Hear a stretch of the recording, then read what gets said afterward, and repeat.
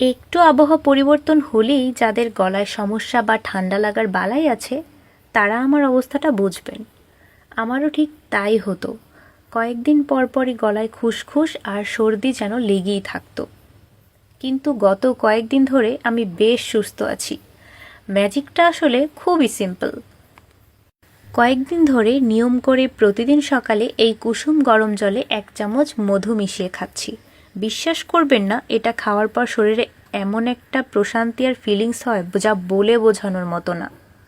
মধু যে প্রাকৃতিকভাবেই আমাদের শরীরের রোগ প্রতিরোধ ক্ষমতা বাড়ায় সেটা তো আমরা জানি।